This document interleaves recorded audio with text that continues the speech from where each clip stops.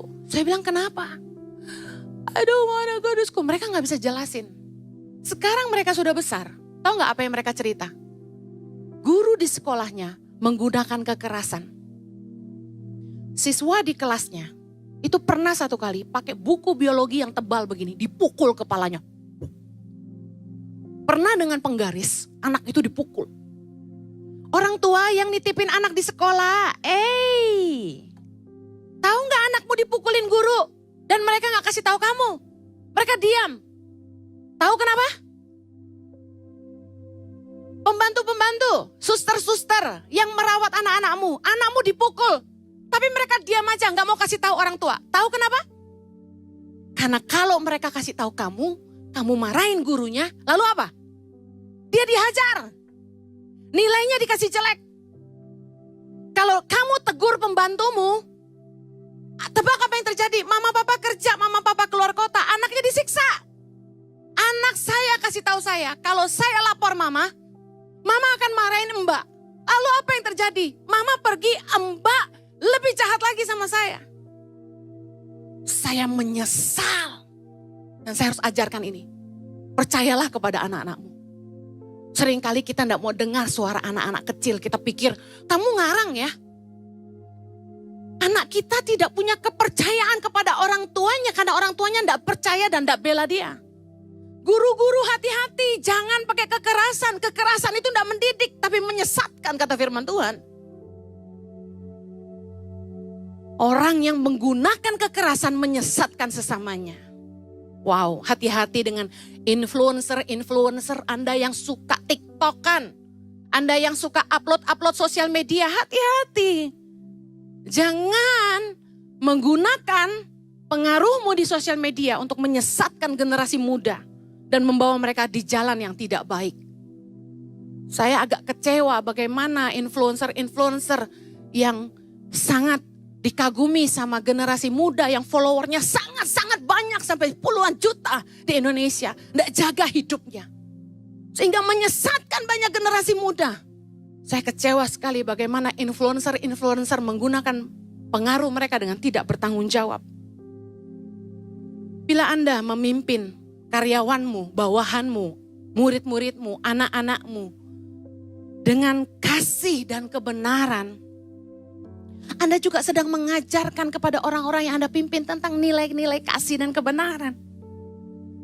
Action speaks louder than words. Hati-hati jadi guru dan orang tua tuh jangan toksik. Jadi bos tuh jangan toksik. Toksik tuh gimana? Ada orang tua yang toksik sampai anaknya gak tahan dan DM saya. Saya ajarin apa tau gak? Untuk anak-anak yang udah gede nih.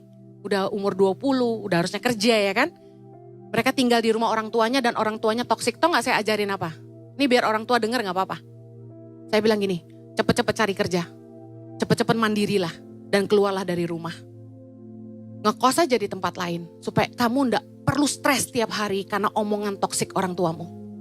Orang tua yang suka bertengkar setiap hari itu toksik. Karena anakmu stres lihat pertengkaranmu. Satu-satunya hal yang saya regret dalam hidup pernikahan kami adalah anak-anak kami pernah lihat pertengkaran kami. Dan itu sangat mengecewakan bagi mereka. Karena papa mama hamba Tuhan tapi bisa bertengkar.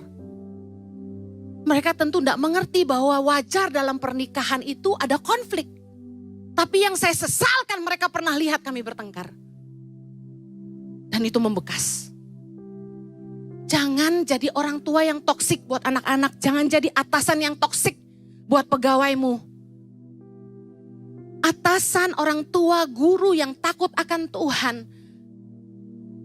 pasti akan mengajarkan nilai-nilai takut akan Tuhan kepada pengikutnya, kepada anak-anaknya, kepada pegawainya lewat teladan hidupnya. Amin. Tapi pemimpin atasan yang tidak takut akan Tuhan akan memimpin dengan cara-cara dunia. Contohnya apa? Sikat sana, sikat sini. Suap sana, korupsi sini. Hajar kanan, hajar kiri. Kejam sama bawahan. Fokusnya hanya profit oriented. Saya mau tanya sama bos-bos. Kepada atasan-atasan, ketika Anda melihat bawahan Anda, apa yang Anda lihat? Uang atau orang? Jujur, jawab dalam hatimu. Kan Karena kebanyakan bos, atasan cuma memperlakukan bawahan mereka untuk mendatangkan keuntungan pribadi. Fokusnya cuma money. Lihat orang, lihat uang.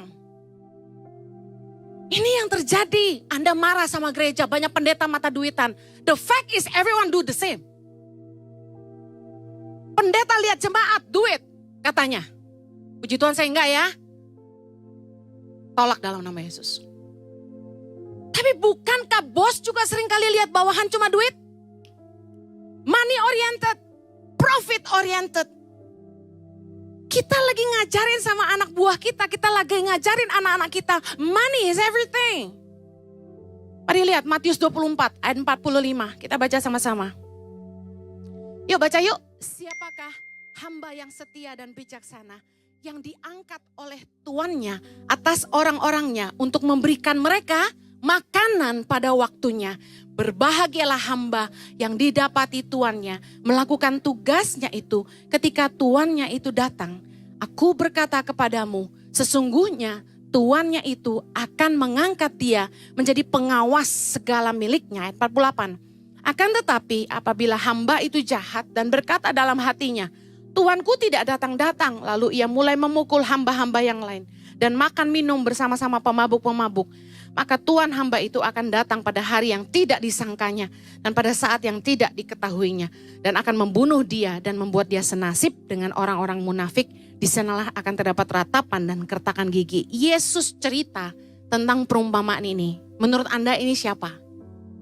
Tuhan lagi bicara kita. Harusnya tuh selama kita hidup, kita jadi hamba yang setia dan bijaksana, yang melakukan tanggung jawab kita yang Tuhan percayakan dengan baik. Memperhatikan domba-domba yang Tuhan serahkan kepada kita. Memperhatikan pegawai-pegawai yang Tuhan serahkan dalam hidup kita. Memperhatikan anak-anak yang Tuhan berikan dalam hidup kita. Murid-murid yang Tuhan percayakan kepada kita. Harusnya kita jadi hamba yang bijaksana, setia. Memberikan mereka makan pada waktunya. Bicara soal Tuhan yang gak datang-datang itu siapa? Yesus. Kita pikir Yesus ini katanya akan kembali. Yesus gak kembali-kembali. Lalu kita mulai hidup seenaknya. Kepemimpinan adalah sebuah kepercayaan dari Tuhan. Katakan, kepemimpinan adalah kepercayaan dari Tuhan.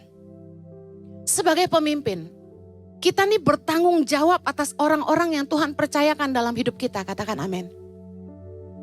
Jangan sampai kita memperdaya dan memanfaatkan orang lain untuk memperkaya diri sendiri. Sebagai pemimpin kita harus peduli sama nasib orang-orang yang kita pimpin. Orang-orang yang setia bekerja kepada kita. Orang-orang yang membangun bersama-sama kita. Orang-orang yang ada bersama-sama kita hari ini melayani bersama kita. Lihatlah mereka. Mereka adalah orang-orang yang Tuhan percayakan dalam hidup kita. Kita harus memberi mereka makan pada waktunya. Kita harus memelihara hidup mereka. Kalau Anda saja pengen punya rumah, masa mereka enggak? Ingatlah, suatu hari kita harus mempertanggungjawabkan apa yang Tuhan percayakan. Imamat 19 ayat 13 kita baca. Janganlah engkau memeras sesamamu manusia dan janganlah engkau merampas. Janganlah kau tahan upah seorang pekerja harian sampai besok harinya. Bos-bos yang serakah, rakus, money oriented, dan untuk mencapai tujuannya, tadi saya katakan sikat sana, sikat sini, suap sana, korupsi sini, hajar kanan, hajar kiri. Pemimpin yang demikian akan mengajarkan nilai-nilai yang sama kepada bawahannya. Tanpa ia sadari, ia sedang membangkitkan sebuah pasukan penjahat. Satu kali ada seorang staf masuk ke Tangan Pengharapan. Kami sedang urus izin sekolah waktu itu. Anda tahulah, Indonesia ini ada peraturan yang tidak tertulis tapi wajib dibayar. Paham kan ya? Ada peraturan yang tidak tertulis tapi wajib. Kalau nggak bayar, nggak keluar.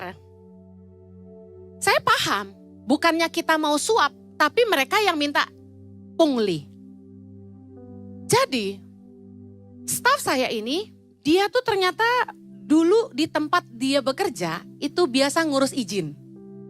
Jadi dia bilang sama saya, Bu Heni, tenang Bu, saya urusin, pasti keluar. Kita bayar ini, kita kasih duit, kita kasih amplop. Saya lihat dia sampai termangu-mangu. Hah? Belajar dari mana loh? Ternyata di yayasan tempat dia bekerja dulu, biasa seperti itu. Suap sana, suap sini. Sikat sana, sikat sini. Udah biasa. Saya dudukkan dia. Saya panggil. Saya bilang gini. Yesus pesan. Bayarlah pajak kepada Kaisar. Kita kalau memang harus bayar, ya bayar. Nggak usah suap sana sini. Ikut aturan yang ada.